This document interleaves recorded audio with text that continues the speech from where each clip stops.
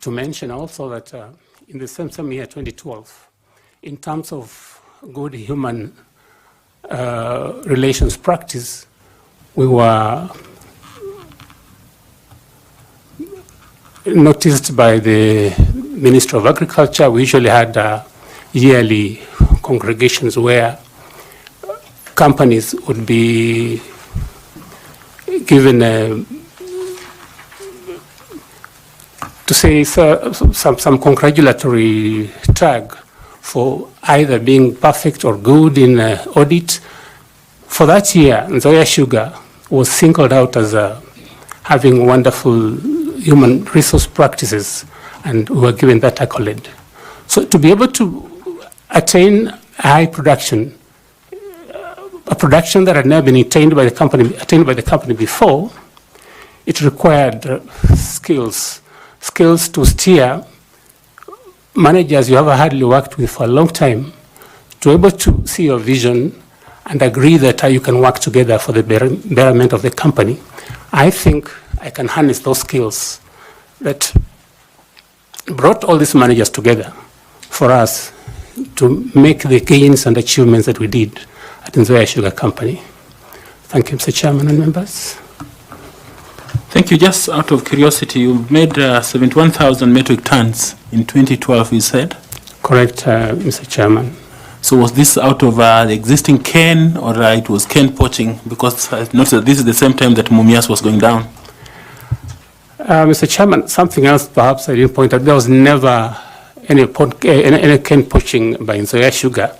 If anything, the cane that was poached during that period was ours. And through, again, my collaborative efforts with the managers in agriculture, we managed to develop a lot of cane, and we had excess. In fact, we were giving out cane to Mumias Sugar, Botali Sugar Company, and West Kenya because of the excess cane that we had developed during my period. And even up to the time I left in 2015, we had sufficient cane for milling. Congratulations. I want to ask Linda to ask you some questions. Madam Linda, please. Thank you, Chairman.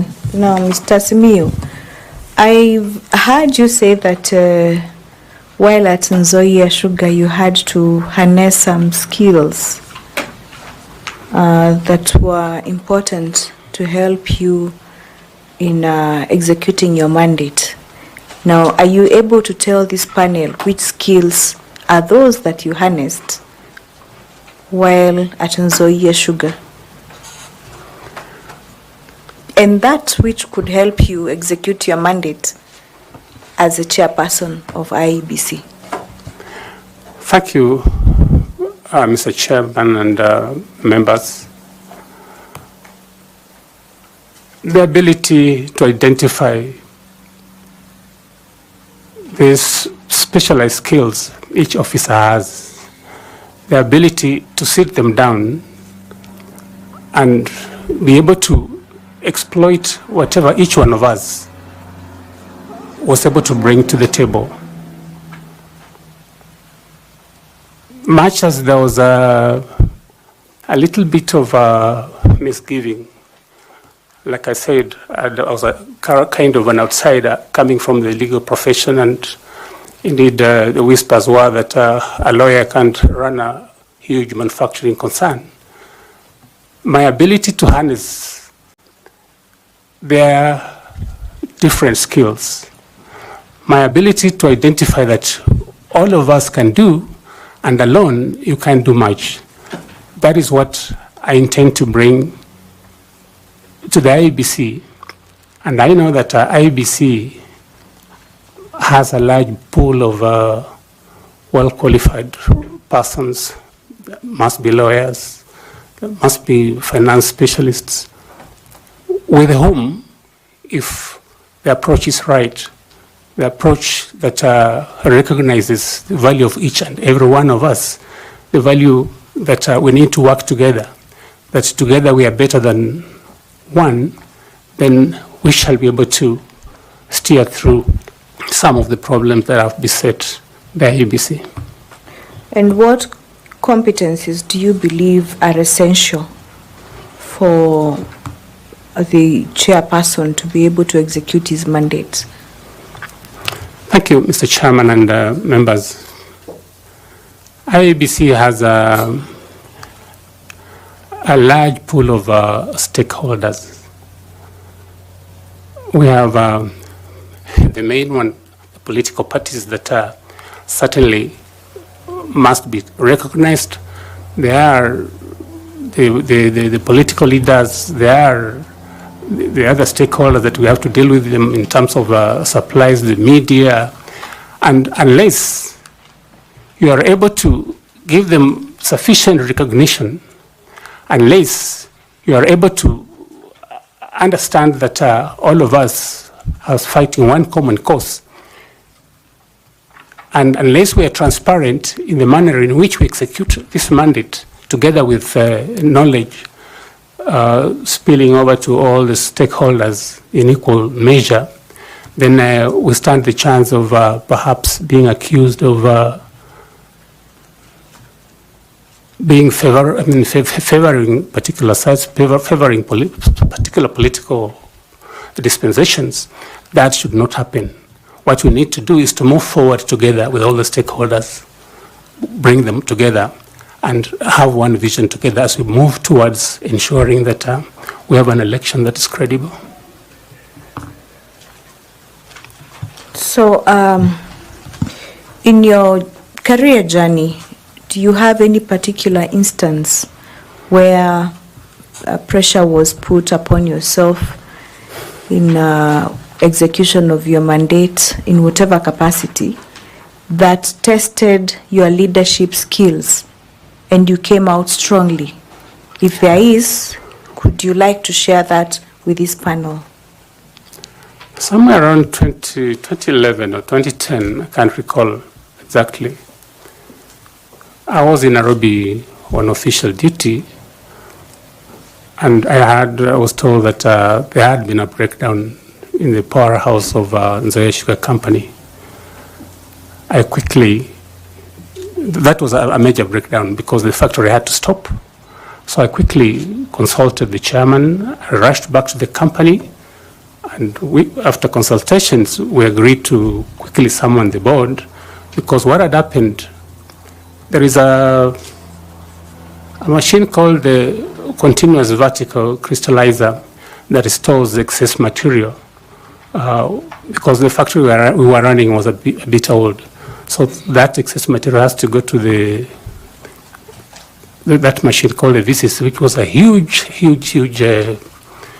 piece of equipment so that it can store that material and then process it later on, so that we ensure that all the sugar has been extracted. Now, when the breakdown occurred, a lot of that material went to waste.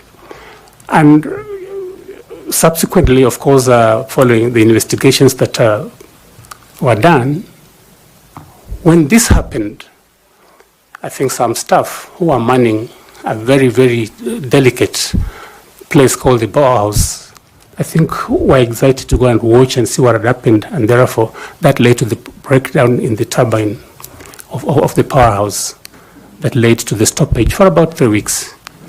Now, of course, we had to undertake investigations as a board.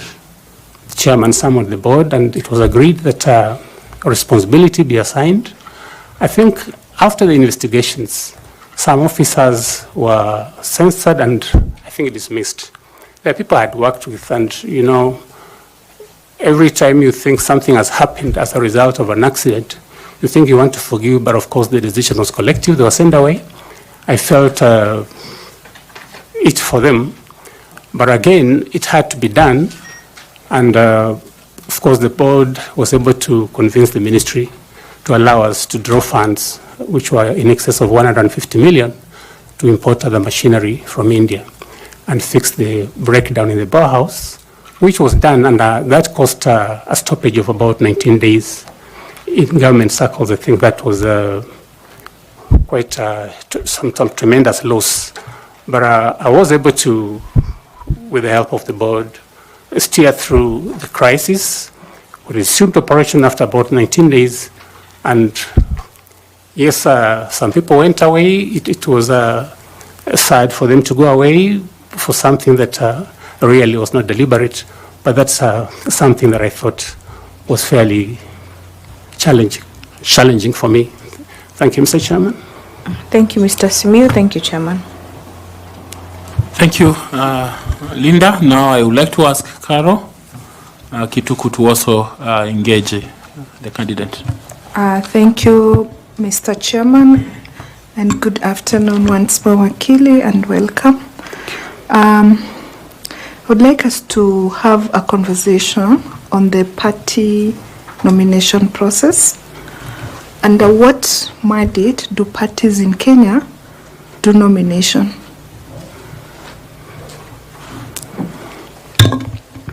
Yes, parties do. I do not know whether you're asking about the nomination lists or the nomination lists. Yes, in our election dispensation, there are certain realizations that have come that we need to be sensitive to the manner in which positions of leadership are distributed, and therefore parties are given the privilege in the Constitution to nominate some members outside the elected ones to fill those positions that are meant to cushion against the 2/3 requirement in public service. Now, for Parliament, for instance, there are the 12 nomination positions, and which are, I think the parties are given to present those nomination lists prior to the election, and depending on how the party fares in the election, the distribution of the nomination seats will be in accordance with how they are fared proportionally. That also applies to distribution of the nomination seats in the county assemblies under Article 177. And of course, that nomination mandate also has to take care of the requirement that the marginalized groups have to be considered, women have to be considered, the disabled and the youth. The law deemed it important that the party provide their nomination list, or what we call the party list, way before the declaration of results, or before the voting and the polling and the results. Why do you think this was necessary? Given our history, our electoral history?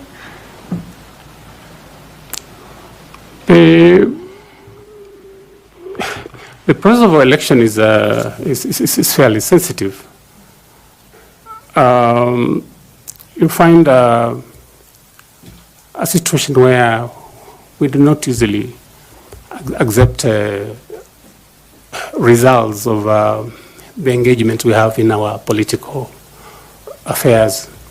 So the requirement that this list be submitted in advance, in my view, are meant to ensure that any disputes that may arise, because obviously the issue about determining who is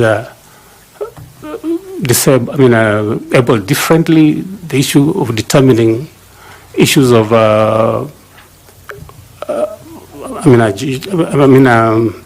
people who are marginalized would be contentious, and if they're contentious, the earlier we start the process and listen to these disputes and resolve them before the elections, the better, because then we have little disruption in terms of the programs for the elections.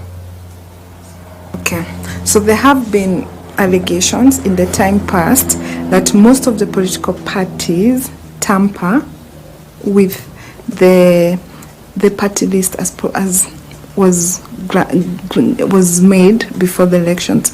So why do you think that is so, particularly for the special seats? Sometimes, for me, it is just the issue of discipline. Sometimes it's lacking.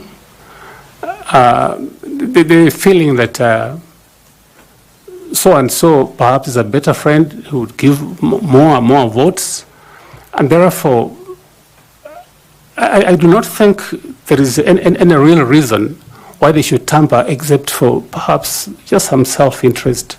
That I didn't cater for a friend, we didn't cater for this particular region. Those are excuses that can be used, because the moment they sit to determine these party lists, I believe sufficient consideration would have gone into. But sometimes I think we are not sincere about ourselves, about the decisions we've made, because of maybe other ulterior considerations that come subsequent to the decision to nominate.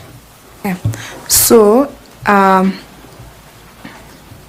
there any legal reasons or grounds that exist that actually mandate parties to change their allocation for the special seats? Are there scenarios that can enable parties to do that within the legal framework? In my view, they can. For instance, if any of the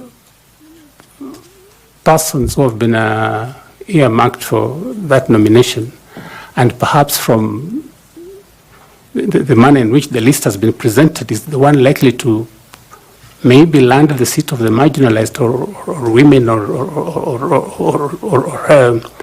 youths, he dies. If that happens, then obviously that is a reason that would be a good reason for seeking to change the list of the nominees. It's only reason, circumstances, any more? Somebody can possibly choose to change party allegiances, and really there would be no reason to maintain that particular person on the list, and I think it will be a genuine reason that can advance a requirement to change the lists that have been submitted. So let's move on to another area, which is technology. You know, the future, we are told, is IT. Technology is the future. So if you become the chairperson of the IEBC, should you be successful, which areas of the electoral system do you see amenable to technology outside the already existing areas that technology has taken into account? Any other area you think can be benefited from use of technology? I want to insist on moderation on the technology that has been used. But before I do that, Mr. Chairman, with your permission, if I could just quote something that came out of the Electoral report, where Justice Grigla commented that the sooner the political elite realized that the cycle of violence, the cycle of unresolved election disputes will not leave us until unmitigated efforts are taken to plant some sense of integrity in our system are taken. That was after the 2007 elections. That if no serious concerted measures are taken, then moving forward, the cycle of violence, the cycle of rigging, vote stuffing would continue. That has continued. It happened in 2012. 2017, same scenario recurred, and even in 2022, that scenario recurred. There have been persistent complaints about verifiability of the election. Now, in terms of improvements that I think ought to be made on the technology deployed, my view is that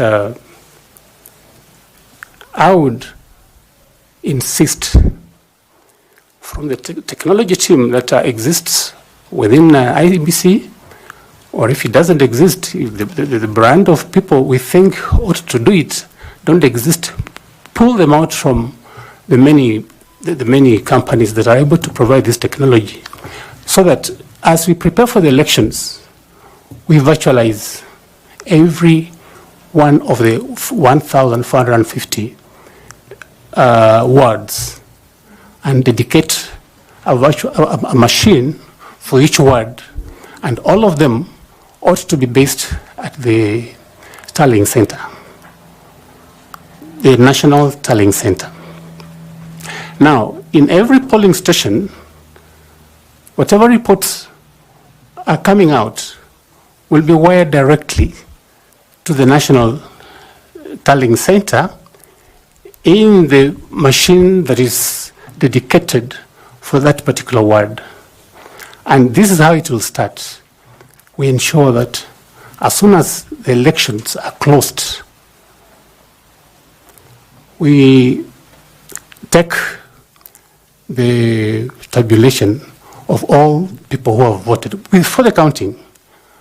And in every polling station, those figures are through a special gadget sent to the National Tallying Center in the computer that is dedicated to that particular ward. So, Mr. Asira, without looking like I'm interrupting you, Yes. I think that is currently what is happening. So we're looking at, outside what is existing right now, what else can technology help solve to bring in the credibility of the elections process? Through the chair, I plead that I be listened to on this one, because we've not in the past insisted that we take the tally of all the people who have voted as soon as voting closes. What usually happens is that we take the list, the people who have been counted. What I'm starting with is that as soon as voting closes, we know the number of people who have cast their votes. Whether they're spoiled, whether they're good votes, we take that whole number and wire it to the computer that is dedicated to that particular ward. After that, once the counting has been done, we take the number of those who have been counted in that polling station again, and they're wired to the same polling, the same virtual computer for that particular ward, so that all the 1450 wards, all the 1450 virtual computers will receive results from the specific wards they're representing. After that, once the counting is done, then the counted votes, an image is taken also and wired to the dedicated portals. And then the technology that will be best suited for this is satellite technology, where we would avoid a lot of failures like has happened with Safaricom and others, where particularly in remote areas it's difficult to get that information wired to the tallying center. If we use satellite communication, and I think Starlight is one case in focus here, then once we have received that information, what the chairman has and the commissioners have is that apart from the votes that have been counted, there is one other standard that they can use in terms of verification, that standard of votes that were cast in each of the polling stations. I hope I'm clear. Yeah, thank you very much, and I wish you the best. Thank you, Chairman. Thank you. We now invite Dr. Koki Muli to also ask you some questions.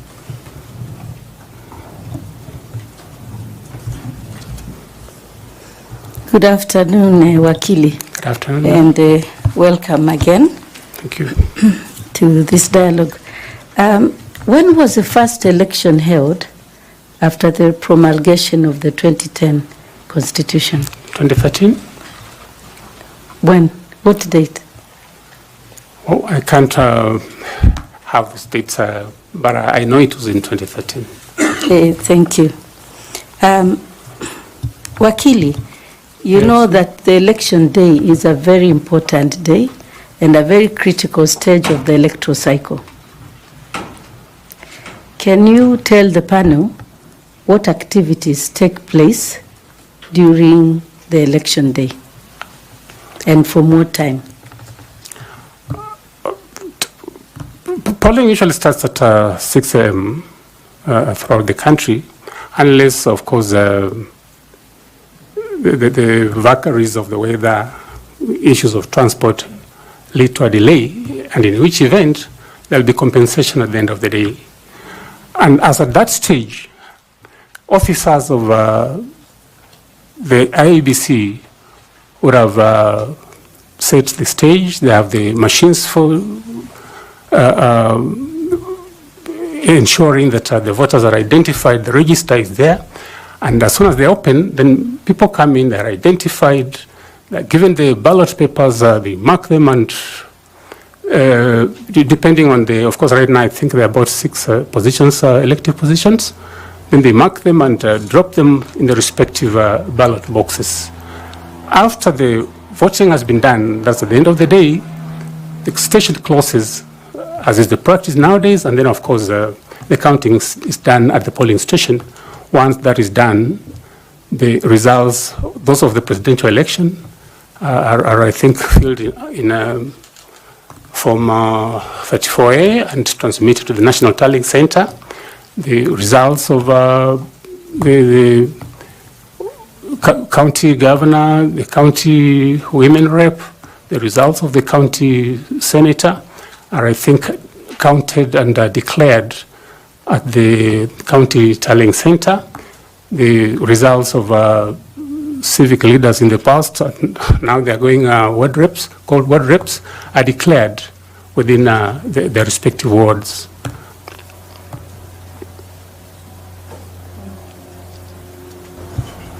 Okay. Is there any announcement of results at the polling station? Results are not, so to speak, really, once voting has been done, there, of course, party officials, they have their representatives. Once the returning officer has finished the counting, the officers will have to sign them. And therefore, at that stage, the results for each candidate are announced as at that stage, including what has been tallied for the presidential vote.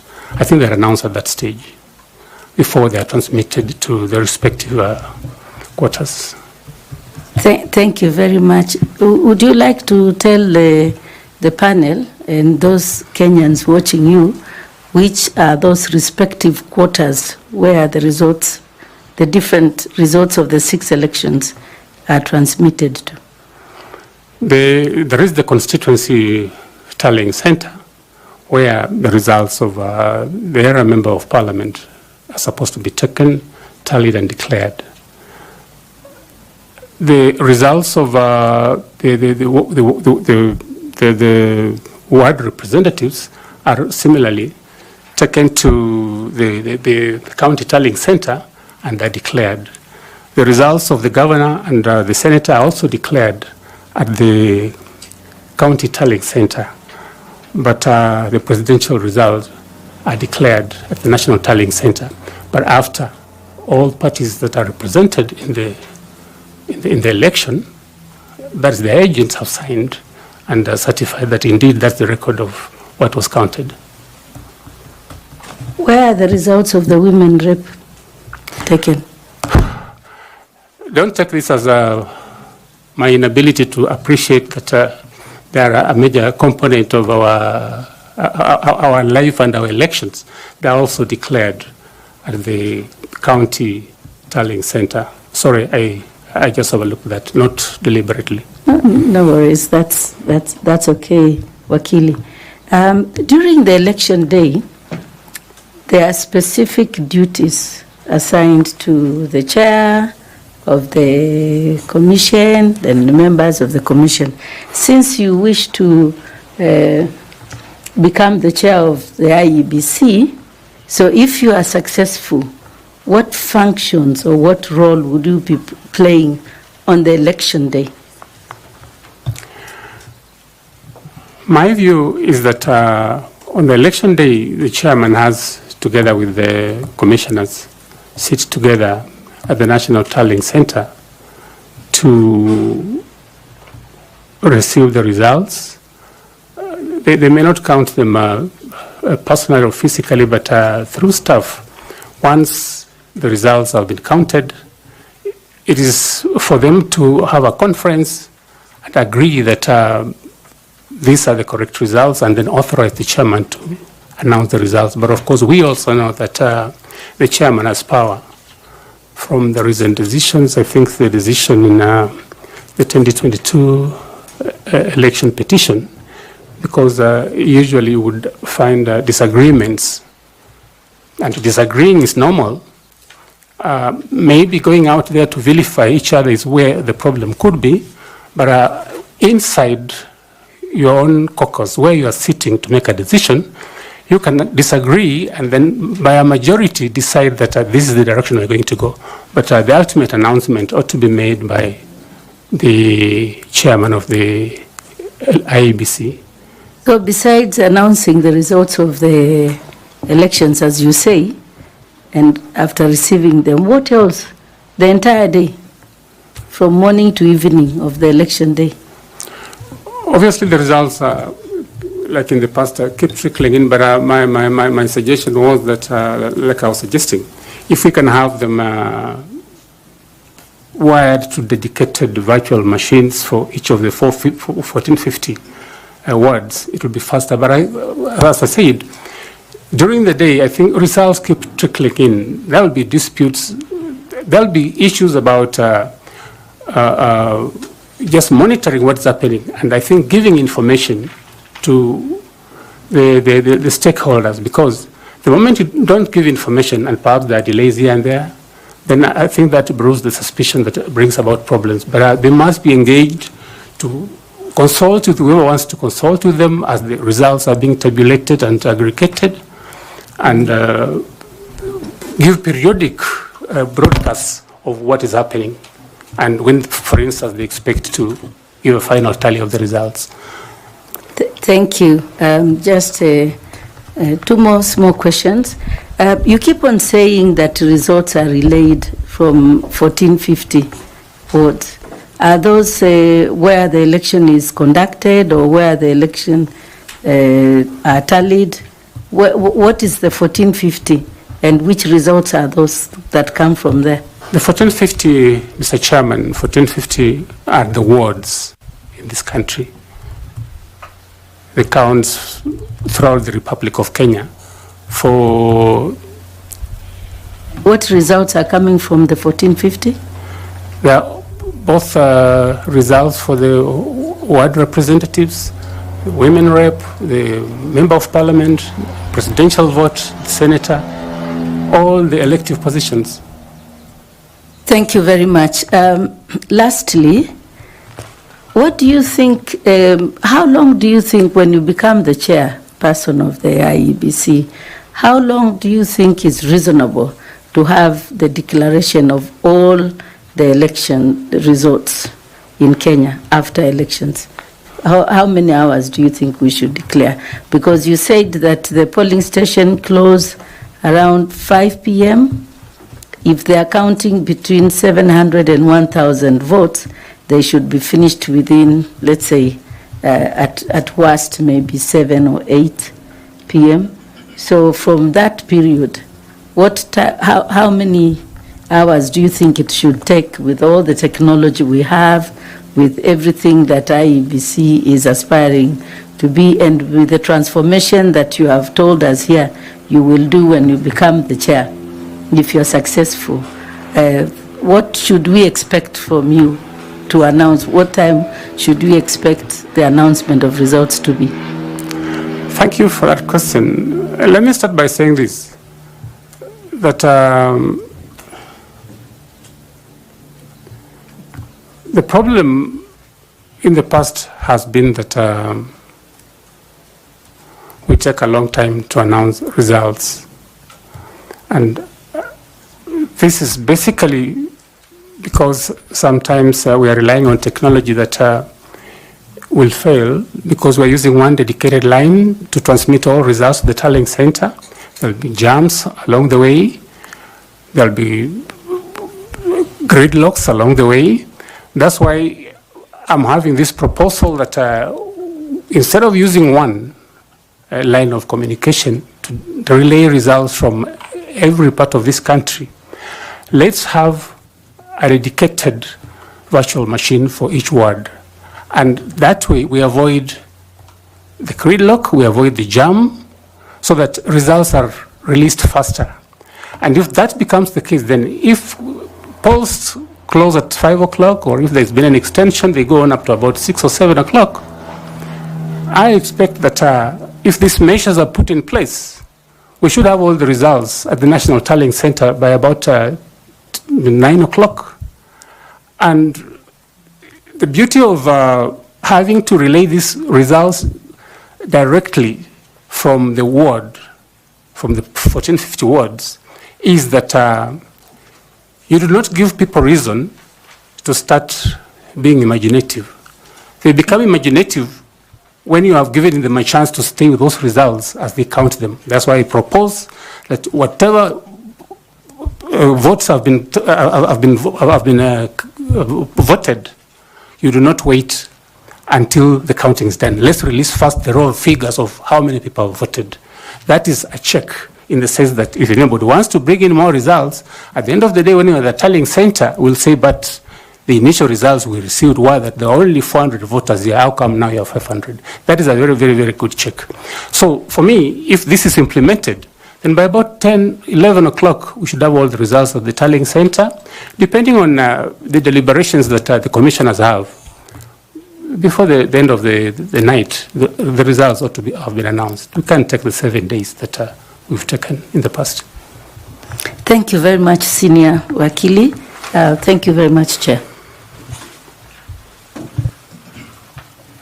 Just to ask, is the 1450 center of relaying results something you are proposing, or this is what is happening? Mr. Chairman, it is initially I was asked what reform measure would you want to come up with in terms of result transmission, and that's why I said that if we get a dedicated machine for every ward, Okay. we will release the results faster, relay the results faster to the tallying center. It's what I'm proposing as a reform measure, not what exists at the moment, Mr. Chairman. Okay, thank you. Sorry, I was actually assuming that that's what exists. If you don't mind, what exists at the moment? That's the first question I was asking you, actually. At the moment, the results are all released using one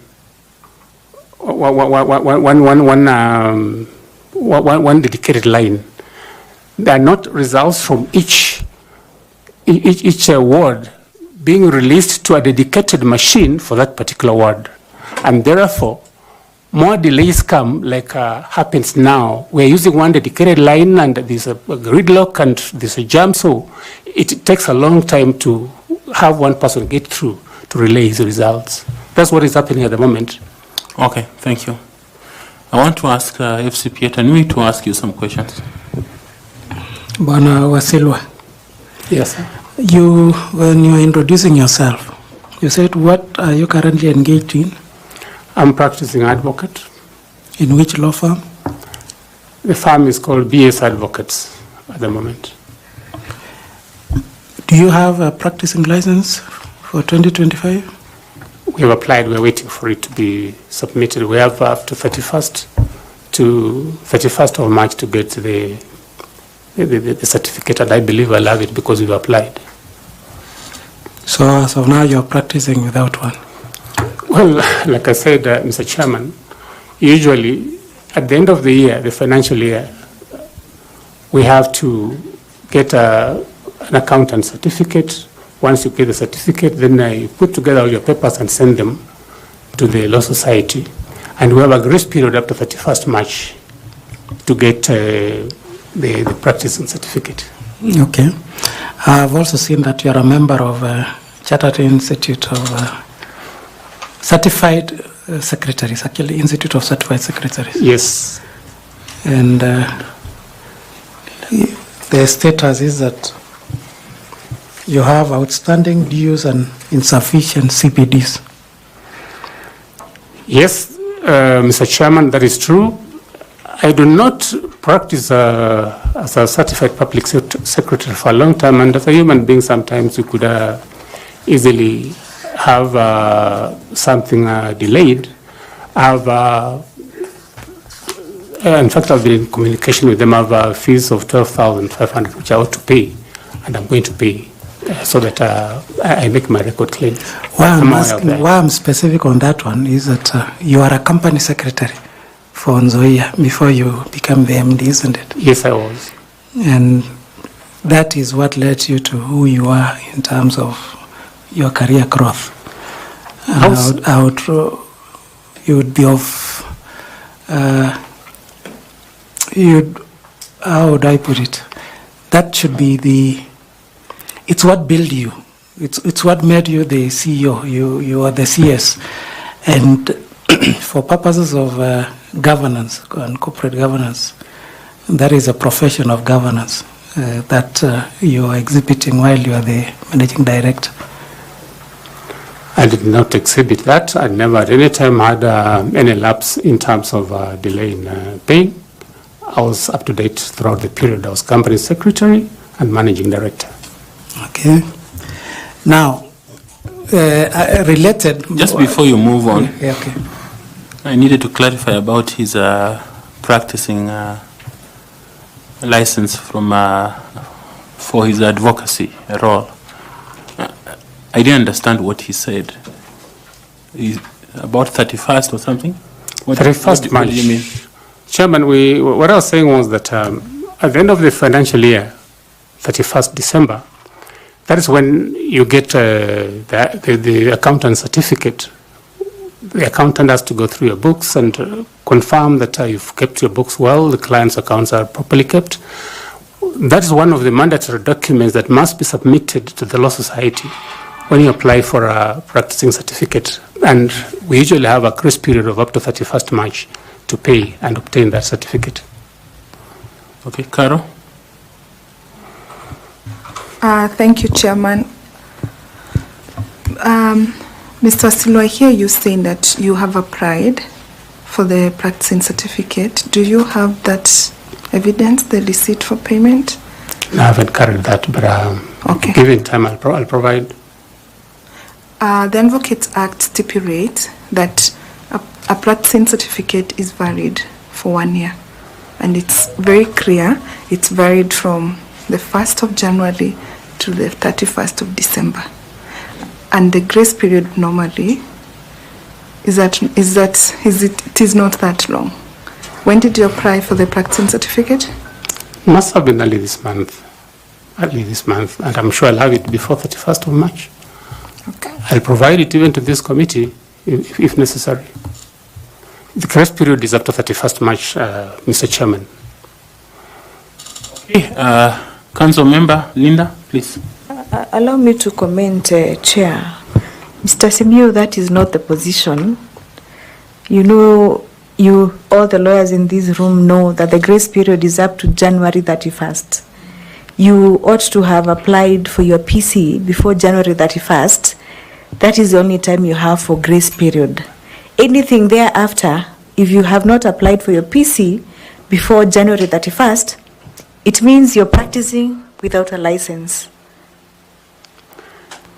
Well, once you've paid, I believe, you've asked that I provide the payment receipt, then you are good to go. And I believe I'll have, I don't know what Madam says about 31st January, but I know that even in the past, it is something worth checking, but the period has been up to 31st of March. What that means, Mr. Simiyu, is that if you apply in March, you will not get a practicing certificate from January. You will get a practicing certificate from the time which you apply, and it will be dated the month of March, that legally means that the whole of January, the whole of February, you were practicing without a PC, which is irregular. Well, sometimes we make these inquiries and we're told that once you've paid for it, you're good to go. And this is what we've done in the practice. Sorry, I think it may be something that we need to check again. But that is what we've done, how we've practiced. But you have your practicing license for 2024? Yes, Mr. Chairman. It's even one of the documents that I carried. I attached on the affidavit that had been filed by somebody. Okay. I have the certificate. Okay, can we proceed? I can proceed. Yeah. So why I raise that issue is corporate governance is a very important issue, and more so if you want to chair such a commission like the IEBC. And I was keen on your certification as a corporate secretary or company secretary, having been one yourself. Now, one of the key features or one of the instruments of good corporate governance is an audit committee. And I would expect that during your tenure as the CEO of Nzoia Sugar Company, you must have had one. But now it's a legal requirement under the PFM Act that all commissions, including IEBC or IEBC included, should establish an audit committee. Why was it necessary to legislate the establishment of audit committees, more so in bodies like Constitutional Commission? I think, Mr. Chairman, issues of financial impropriety have been rampant. I think they are cited even in this commission. I think audits are flagging certain issues that need to be addressed. And the Public Finance Management Act also provides strict requirements in terms of the responsibility placed on public officers, so that once the coming into place of an audit committee is really meant to help the institution in terms of fidelity to propriety in financial management. And I think that may be the reason why it was made necessary that institutions have audit committees. We had an audit committee in Nzoia when I worked there. So is it something that as a chair, of what value will it be to you as a chair of IEBC if confirmed? The audit committee gives you internal assurance that things are running well, because the committee is supposed to be independent in the manner in which it operates. They don't report to the CEO, like in this case, the secretary to the board, for obvious reasons that maybe he's the one who is being audited. They have some dotted line where they report directly to the board. And if there are any issues that are going on under the table that maybe the CEO may not want to disclose, those would be disclosed in the audit committee, and I think can be sorted out before they're escalated out to the National Audit Office. I think it is very useful for the Commission to have that audit committee, because then it raises the red flags, and the early warnings come from the internal auditor, who would say that if we continue like this, there's bound to be a problem. I think it is a very necessary committee for operations of this institution. Thank you. And my last question is that you will be joining if confirmed or if appointed, you'll be joining a commission where you as a chair and the other 6 commissioners will be new.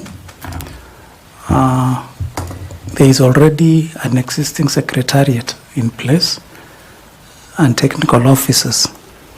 So how will you, as a chair, be able to work together with the new commissioners, at the same time ensure that the secretariat that are there are able to support you in the process without having any issue of infights, conflicts, and create cohesion and harmony within the commission?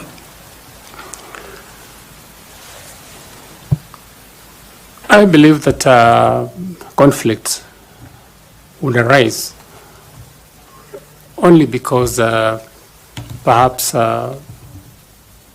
we are nursing egos of personal interest, because I believe that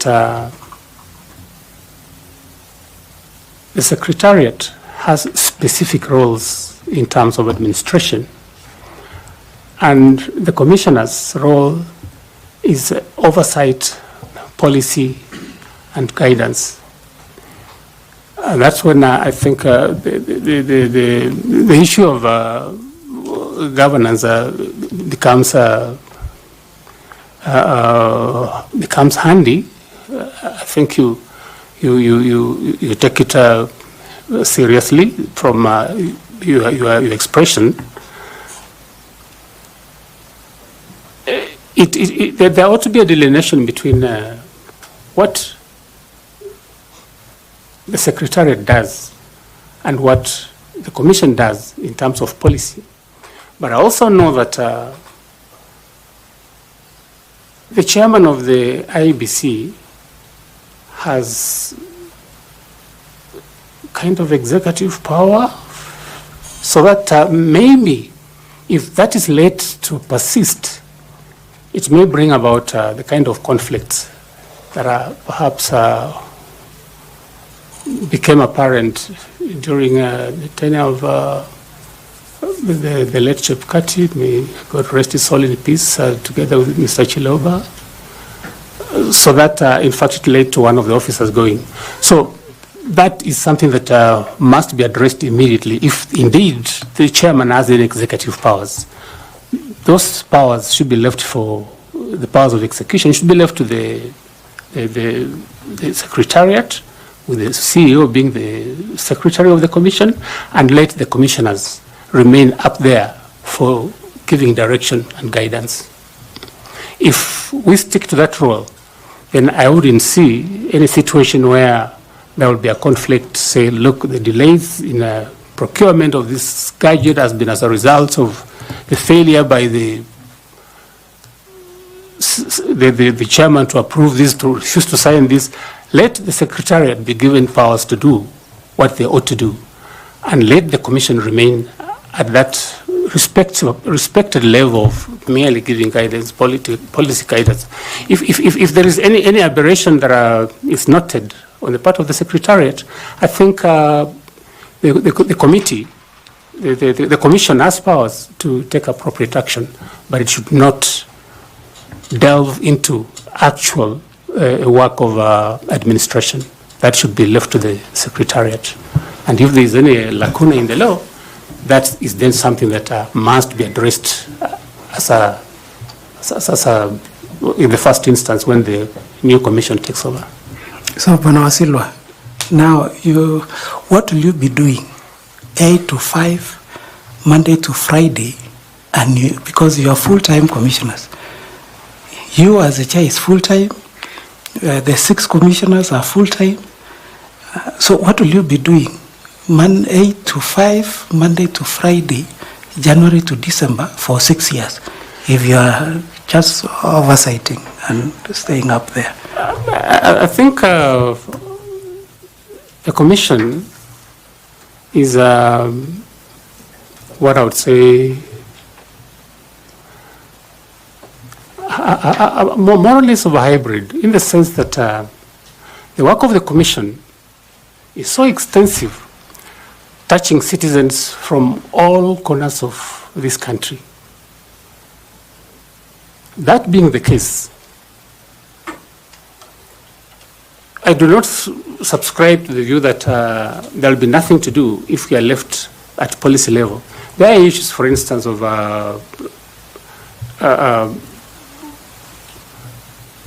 reviewing what management has done and the Secretariat has done in committees, and I know that most of the work of the IEBC is done through specialized committees. I believe there is an audit committee, the legal committee, and on all those committees, I believe there is a commissioner who is supposed to sit on them. If I was to take that, my previous experience. And so when they sit on those committees, I think there are issues that will arise at every given time that I think the Commission will address, the commissioners will address, and not assume to just sit for six years without doing anything. Because matters that are done by the Secretariat must necessarily get the approval of the Commission before the implementation is done. Reports must be made, escalated to the Commission before implementation is done. So I believe that there is work to be done, and done even on that daily basis. But if that would entail moving into a conundrum where you are now doing, the Commission is now doing work that is supposed to be done by the Secretariat, then I think at that stage, it has not happened yet. At that stage, then perhaps somebody can start thinking about seeing whether commissioners should work part-time. But knowing the problems that the Commission has, knowing the limited time that it has, for instance, for organizing the next election, I believe that a full-time occupation for the commissioners is necessary at this stage. But if, for any reason, there is a reason to believe that perhaps they're being paid for not so much work that is being done, then I think policy should shift, and we said now I think we sit as on a part-time basis. Wish you well. Thank you, Chair. Okay, before I come to you, Madam Linda, please. Thank you, Chair. Now, Mr. Simiyu, I would like to take you back to the matter of the PC, because part of our work as a panel is to ensure that we have a very honest chairperson who will be able to give Kenyans transparent and accountable elections. And also to caution you that there are several lawyers in this panel, and therefore the questions that I ask, kindly be honest about them. So you say that you have applied for your PC for this year. I say so, Mr. Chairman. Do you have any CPD points for the year 2024? Yeah, I'll have to check, but I've attended some of the programs. Did you attend any CPD seminars or Yes. webinars last year? Yes, I did. Have you checked your portal this year? At the time I applied because I satisfied that requirement of the CPD points. You are aware that even as we sit here, we can be able to get into your portal and check whether you have your CPD points for Yes. last year. Yes. Will you be surprised to know that last year you have 0 CPD points and you require 5 CPD points to be able to apply for your PC for this year? That will surprise me because I attended those programs. Are you aware that the LSK portal that you use to apply for your PC is an automated system which will not give you an invoice unless you have 5 CPD points for 2024? Mr. Chairman, like I said, I have applied, and the only reason I applied is because I was satisfied that I had the points. Thank you. Thank you, Madam Linda. And now I go to Evans Misati to pick up from there. Thanks so much, Chair. It's Simiyu, I'm sure you are aware we are doing this because we are doing it on behalf of Kenyans. The position of the IEBC chair needs a lot of public scrutiny, so don't be surprised what is happening. Now, I want to take you back to where you said you have been in leadership positions or in charge of institutions. Have you had any experience working with a highly technical secretariat before? And how did you balance the effective oversight without micromanaging either the secretariat or the staff, if you have had any experience? Because you have said you have been in managing director, CEO, or something of that kind. Where I worked as managing director, I was the one in charge of the team to execute. So really, I would delve in and understand what managers were doing and guide them.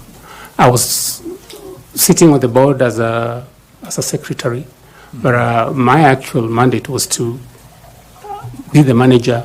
I'm the one who liaises between the management and the board and to report what is happening on the day-to-day management of the affairs of the company. That was my responsibility. So really, the issue of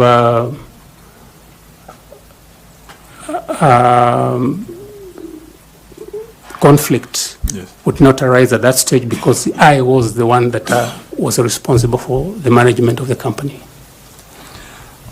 Yes. Now let me ask you another question related to the party agents. You know, if we're going to conduct elections in 2027, you are aware that candidates will be able to have agents. From your understanding, what are the challenges you can cite that are facing the issue of party agents, given that, you know, these are the witnesses, as you are the delivery, these are the witnesses who witness on behalf of the candidates. So are you seeing any challenges with the issue of agents, and what are the measures to mitigate any of those challenges? The problem of party agents and the nature of our engagement with them, I'm afraid in some parts of this country, it is purely who can pay what he can pay. Sometimes they're not very honest. We have heard stories of a party that has gone to an election and they didn't have any agents, even when they had accredited agents to the IEBC. So it is all a question of what we want our elections to give us. It is all about the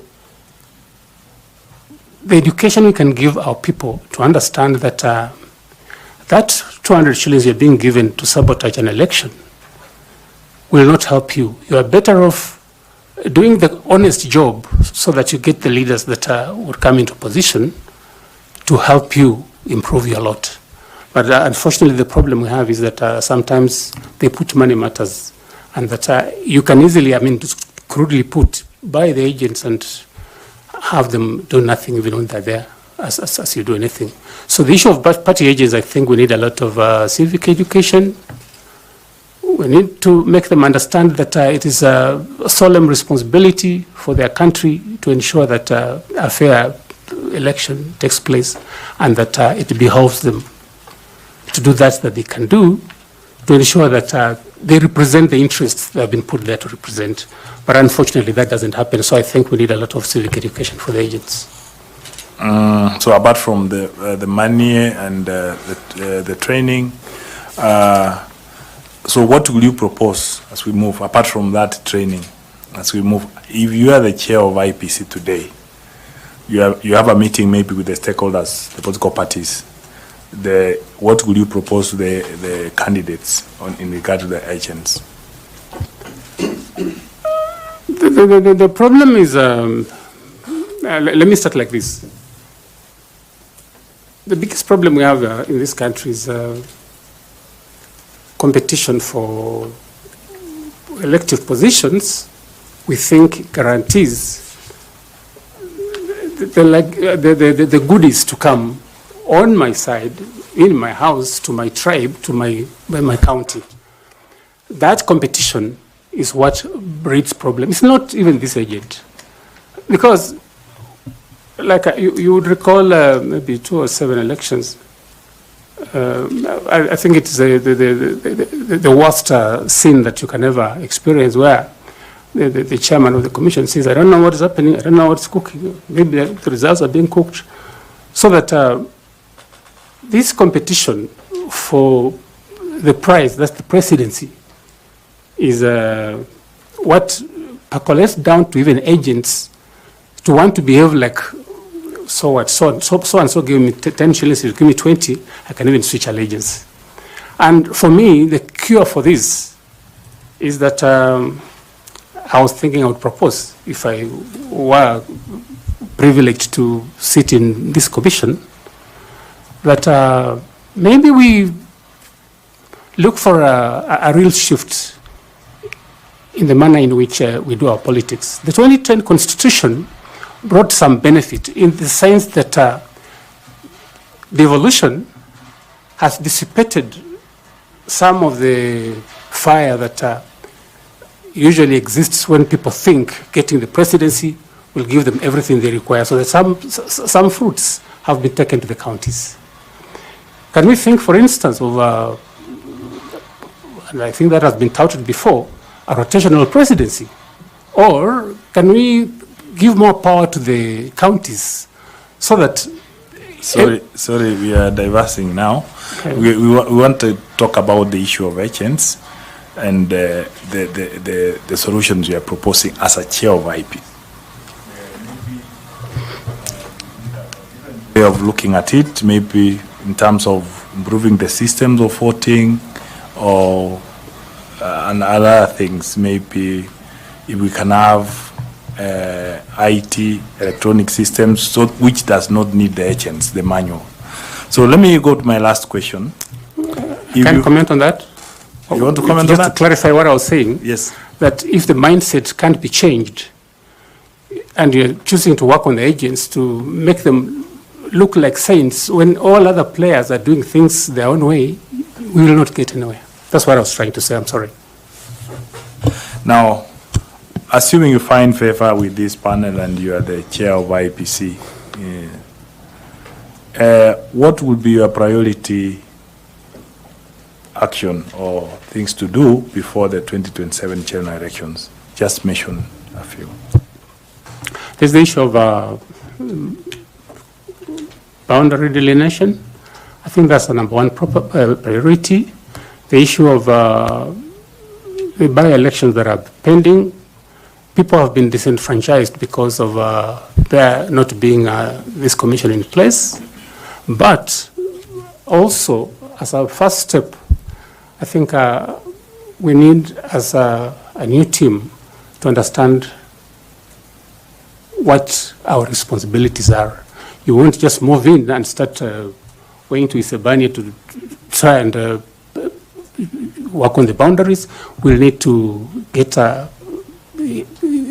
initially an understanding of the operations, the guiding principles, the guidelines in terms of how the commission operates. Once you have understood that, then of course, like I said, the immediate issues would be planning for the next election, the issue of delineation of boundaries, which is overdue, and I think constitutionally, I don't know, that something has to be done to get the mandate to go on with the exercise of delineation, because the 12 years are long gone. The 12 years the Constitution requires within which boundary delineation has to be done. So that is a priority. The by-elections are a priority. Just getting to understand what needs to be done so that this team can move forward as a team, again, that is a priority. Thanks so much. I wish you well.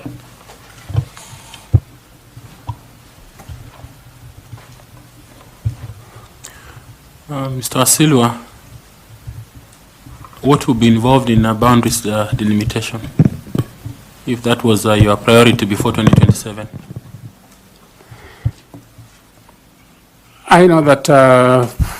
since the last exercise was done, I think more than 13 years ago, there has been population growth, and in terms of creating new entities for parliament, new entities for the wards, I think that is what it entails. That we look at the population, the population quota for the entire country, must understand what areas need to get additional boundaries, additional wards, additional constituencies, based on the provisions of the Constitution, which require utilization of a figure called quota, which is a proportion of the number of wards or the number of constituencies we have against the entire population of Kenya. Once that is determined for each area, then we would look at it in terms of the numbers of the people, the geographical reach, cultural issues that would require that the people want to remain together as one entity. So those are the issues that must be looked into in terms of the new population demographics. And you think that this can be accomplished before the next elections, as a chair? That is a very a tall order, because the budget issues, I know some money has been asked for, but it is indeed a tall order. Ms. Fatuma? Koki? No? Ms. Fatuma, please. Take over. Thank you, Chair. Mr. Simiyu, Yes, ma'am. generally, stakeholder engagement is expected to bring to fruition trust, buy-in, risk management, and so many other positive tenets. For instance, you become the chair IEBC, and you are faced with a situation where there are stakeholders who are hostile, who do not completely trust what you're doing, or just have a negative attitude towards working with you, working with the Commission generally. What would you do in such circumstances? People who don't want to work. For whatever reason, at times they could be because out of lack of trust, or maybe other vested interests. They just do not buy in and do not support what you're doing. My initial submission was on the best way of creating that trust, where people will know that once an election is done, the system that has been installed is not subject to tampering. I've indicated we need a dedicated satellite system that will be used. Once they are convinced that a credible result will come. I'm just saying, in this special circumstance, Yes. you find a stakeholder who's hostile.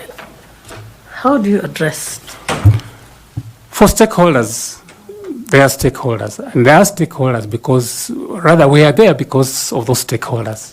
And you must find a way of talking to them. If you can't talk to them, send a team to talk to them. If you can't have a team to talk to them, let the elders talk to them. But for God's sake, there's no way you are going to avoid any particular segment of the stakeholders, because then they're the ones who are going to explode tomorrow. If they come to the office screaming fire, you are responsible because you are in the office. You must face them. But if you don't think you will face them, because these things are going to occur unless some of these steps that we are talking about are taken, don't try to look for the job. But be there, face them, tell them this is what we are doing. Even if you're doing nothing, that of course, from their perspective, they think you're doing nothing, but at least you must be able to meet them and talk to them, listen to them, and find ways of addressing the issues there. Because, of course, they won't be unreasonable to just come and start a fire unless there's really something that they believe in. Like, for instance, when they believe somebody is stealing the election and they come and explode. So that constant communication, that constant engagement with them, And the ability to go before them and explain what is happening, I think it is important. But if they have come now and they're breathing fire, I believe that you must just find a way of talking to them. You can't run away because that is your responsibility and somebody has to do it. Supposing you are unsuccessful, how do you protect the Commission's functions and ensure that you are able to conduct the elections and the outcome is unaffected? If these stakeholders, if you're not successful in convincing a certain portion of the stakeholders. That's what I'm saying, that every time we sit together and try to talk, I think we'll find a solution. I don't think there are stakeholders who would come and say, today, I must kill all the commissioners because they failed to do ABCD. Maybe it's because they don't have information. But once you give them information, I'm sure they'll mellow down and I think listen to reason. You can't close down the office. You can't stop the election. You must find a way of going on with the election. But of course, in situations where things become like we are not talking about the headquarters, perhaps a particular electoral area where they have genuine grievances about something that you think indeed there is a reason for culpability, then I think the Commission has powers to stop an election if there are genuine grievances about their feeling that perhaps fairness will not come out of the election. You can stop the election. Yes, there are certain areas. I remember during the 2022 elections when I think parts of Kakamega elections were postponed for reasons that there was no guarantee that there will be safety, and I think they were held subsequently. So it's possible that you can stop the election for a while until conditions favorable for undertaking the election can be obtained.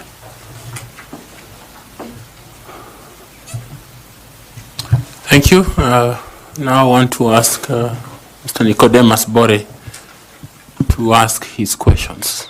Kindly, Nicodemus. Thank you, Chairman.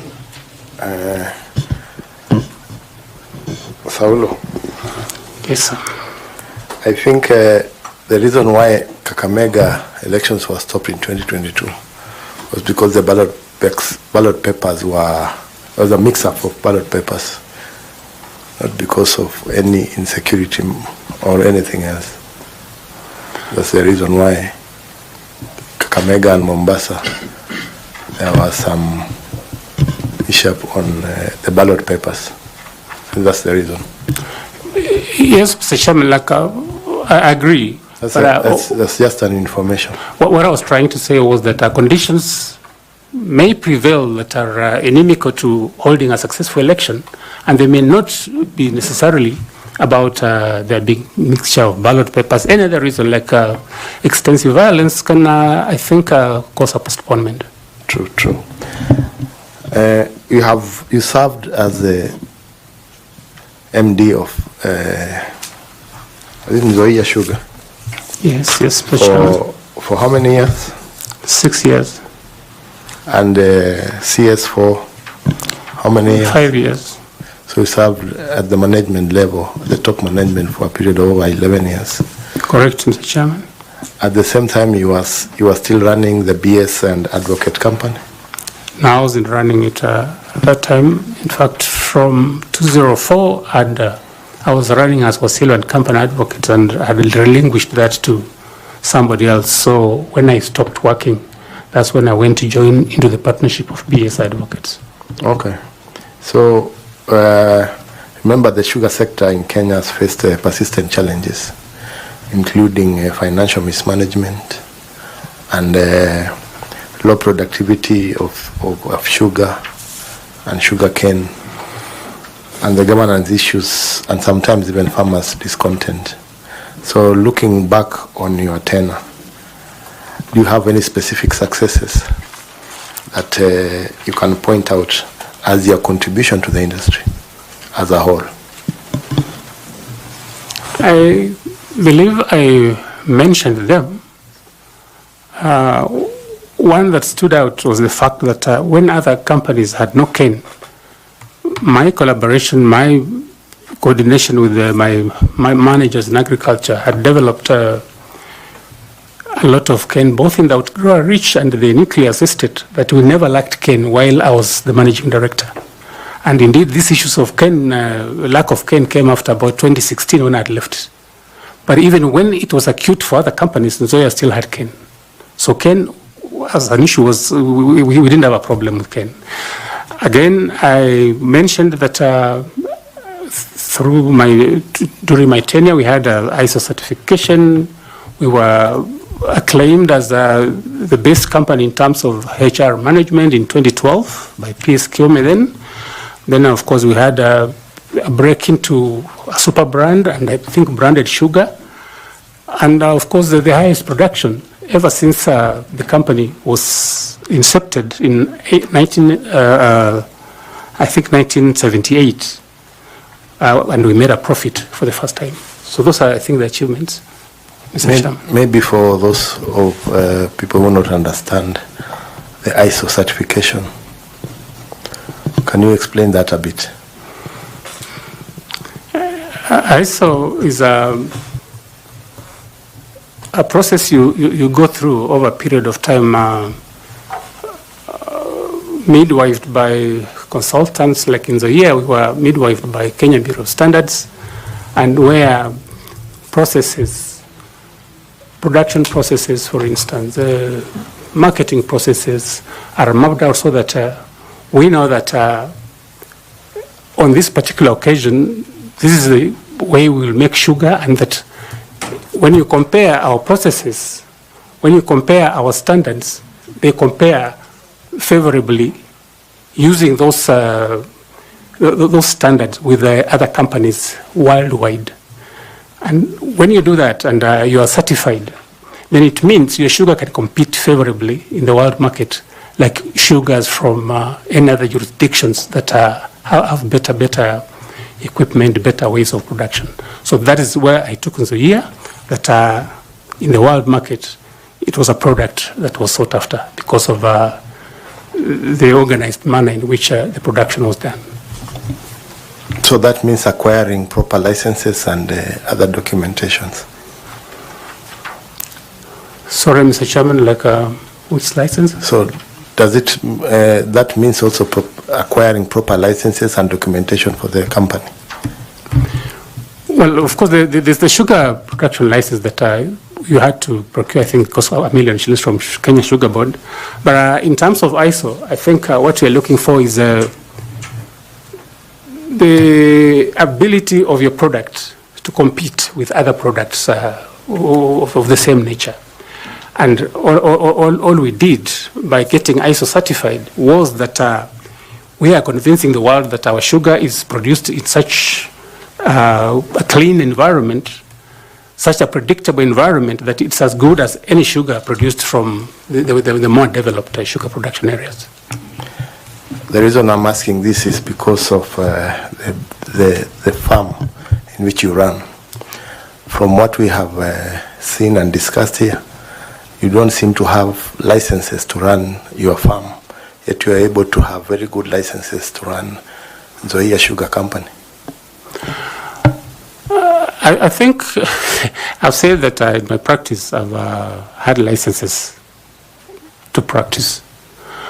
That wouldn't, again, compromise the fact of the production, the ISO certification, merely because perhaps during 1 month I was not able to have this and that. I think that should be an isolated issue. But like I said, really, what you are raising cannot water down the fact that I got those achievements while I worked as the managing director. The isolated case seems not to only affect you, it also affected your clients, because we have a memorandum or an affidavit sworn by one Professor Okumu Wafula, who is accusing you of not having a practicing license. Yes, you picked fees for defending him. Is there any information about that? Chairman, I've been asked about 204, and I said I had a license. I've even annexed it on that document. I received the affidavit. It was sent to me by officers of the Secretariat.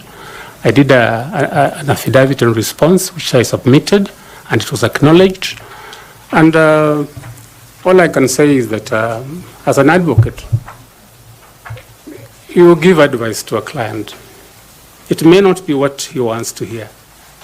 And the mere fact that the client doesn't want to hear your advice or to take your advice doesn't mean that you are incompetent. It may be a difference in opinion. It is not proof that you're incompetent.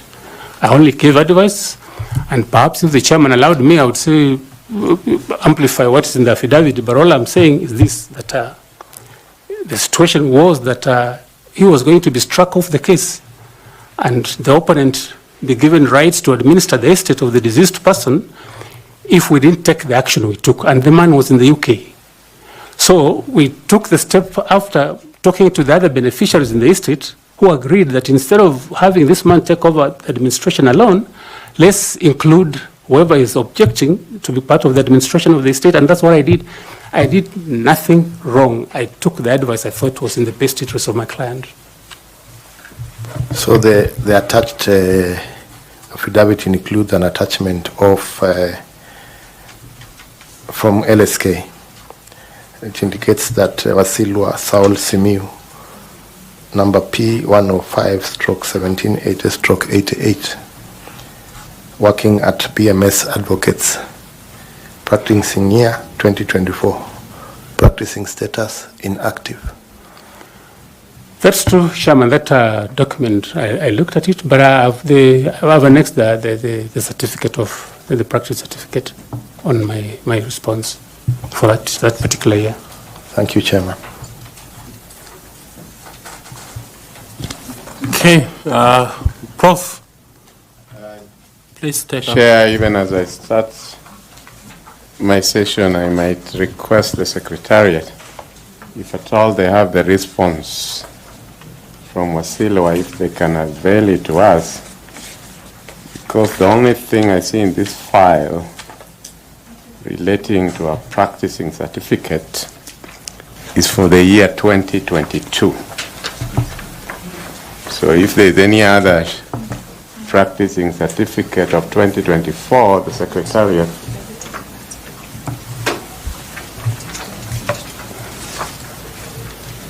do we have the affidavit? Yeah, just help me as I want to revisit this because Wasilwa, you know that the position of chairman requires somebody of utmost integrity. Madam Caro has brought to my attention where we are replying affidavit is, and again the certificate that you have attached is for the year 2022. So you haven't answered Boris' question, because the certificate you have attached here, practicing certificate, is for 2022. Can you clarify where the 2024 one is? Chairman, maybe the photocopier left out that, if that came from the system. Do you have the original? We can use the original. We don't have to use a photocopy for a scanned one. I don't have the original right here, but I attached the certificates for 2022, 2023, and 2024. And you're saying that the LSK portal that has been printed as both the LSK Council with our Vice Chair and the LSK representative Caroline, who have said here to you that we can enter that portal right now, and that's how this inactive status was ascertained. You are saying before us here that whatever was obtained from LSK portal is not true, and that Wasilua's photocopier, which missed the certificates of 2023 and 24, is the one which is true. That's what you're telling us. It's not my copier, Mr. Chairman. I'm saying No, wherever you copied. whatever I sent to the Commission had certificates for 2022, 23, and 24. And you photocopied it from an original, Yes. which if you are given time, you can produce before us. They're in the office. I can produce them. Very well. Between February 1 and now, have you had active cases? Yes, I have. You can tell us some of them? It's very recent. I do a number of cases for the... No, just mention one of it. If you do a number of cases, as a lawyer, it wouldn't be difficult to just, even without having the case number, just tell us on this and this. That's the case I handle. Or I'm handling. One of Winfrida Adhiambo against Kenya Revenue Authority is pending for judgment. I think coming for judgment sometimes this month. In which The High Court in jurisdiction? Bungoma. Thank you. Mr. Wasilwa, as chairperson of IEBC, which you have asked to be, your leadership will be judged by your personal integrity, honesty, and ability to uphold your word under pressure. Can you share with us a specific experience from your professional career where your honesty, word of honor, and consistency were put to test? How did you navigate the situation, and what was the outcome? As a lawyer, you get... I've got instances when the opposite side wants to sit you down and compromise. One particular case was a criminal case where somebody was charged with a defilement. I am watching brief for the complainant. The girl was about 13 years old, and she was actually defiled, dropped out of school. She was pregnant, and somebody said that my continuing to act in the matter is inimical to his interests because he was likely to be jailed and he was an employee, that I should accept some amount of money and withdraw from the case, but I didn't withdraw from the case. Went on, he was convicted and sentenced. So I think those are instances that you meet when you practice law. Just as my colleague Bori intimated to you, the sugar sector in Kenya has faced persistent challenges, including financial mismanagement, low productivity, governance issues, and farmer discontent. Looking back on your tenure,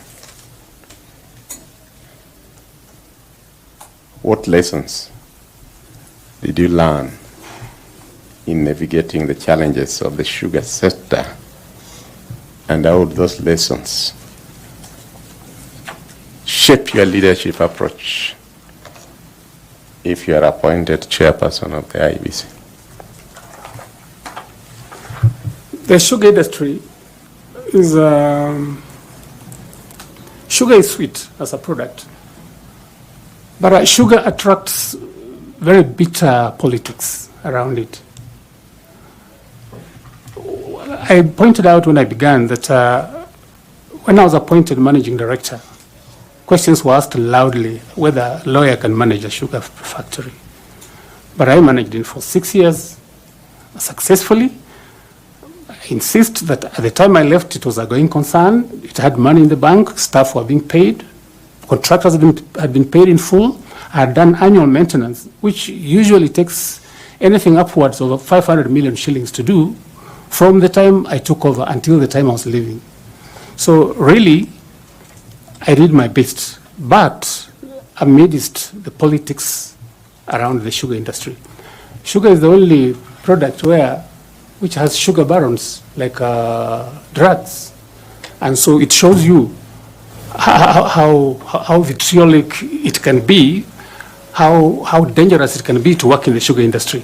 But somebody has to do it, and I did it successfully. Thank God that I managed. But all I can assure you is that I managed to circumvent the politics around it because it was so political. I managed to pay farmers, and there were no complaints at the time when I was working as managing director. That record is there. The record of profit making in 2012 and the record production of 71,000 tons is there in the company's books. So really, yeah, I think I have sufficient resilience to withstand political tornadoes and run the institution I did. Thank you very much. Yeah. Thank you. The sworn affidavit that Bora read was claiming about your lack of certificate in 2021 when you got the instructions. Did you have a practicing license for 2021? Chairman, I had. Okay. But the person who was going to court and representing your client was your partner, not yourself? There were two cases. There was one for probate and administration. I think their father had died and they were doing succession. That is the one I handled. Then there was a criminal one where he was complaining that his brother had destroyed his crop of cultivated produce. That one is what was handled by my partner. Okay, so his claims stand that you did not have a practicing license in 2021 because you didn't attach it in your response. The period was, he had attached there is 2024, which I'm saying, Mr. Chairman, that I had the certificate. They didn't talk about 2021. If they did, I would have attached it also. Because I had. Did you read the letter that invited you for the interview? Yes, Mr. Chairman, I did. Did it ask you to bring your original certificates and testimonials? I did. I brought them, Mr. Chairman. And the practicing license is not one of those? No, it wasn't requested for.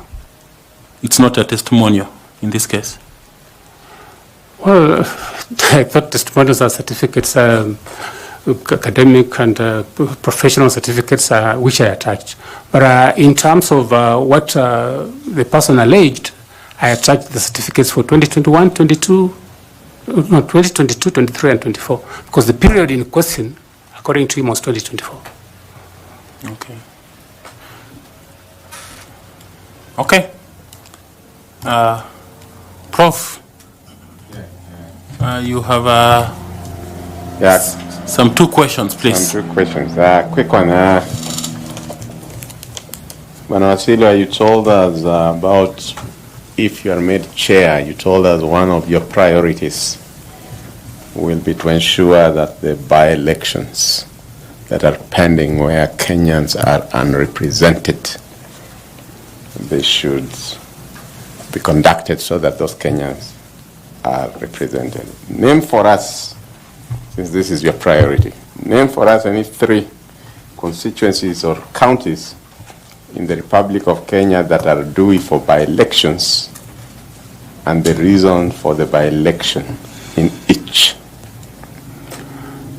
Mr. Chairman, I don't have the ability to remember all of them, but I know that some cabinet secretaries have been appointed who are members of parliament. The case of Mheshimiwa Opiyo Wandayi is one. And I think there are a number of others, several civic seats, which I think ought to be represented, but I cannot humanly remember them. Very well. My last question is, which was the last country to join the East African community? Must be DRC. Thank you, Chair. Thank you, Mr. Wasilwa. It's been a great pleasure talking to you, learning from you and hearing from you. We are indeed grateful, as I said in the beginning, that you applied for this position and you were shortlisted for it and you took your time, noting that you practice in Bungoma, so you must have traveled from Bungoma to be here.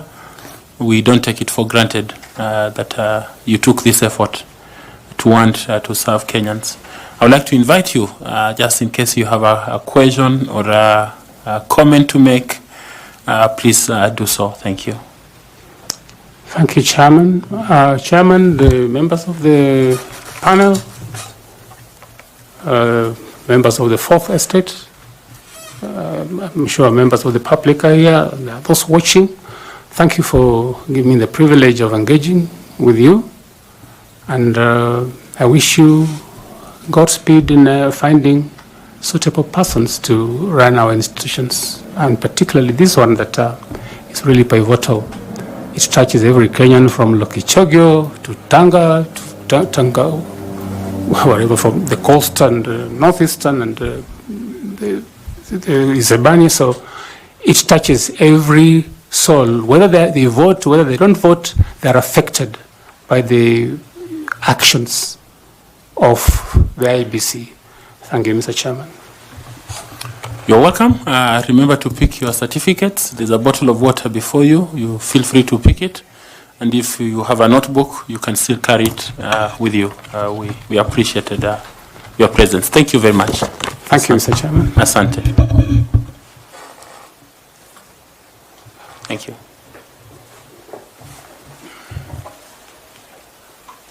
Thank you.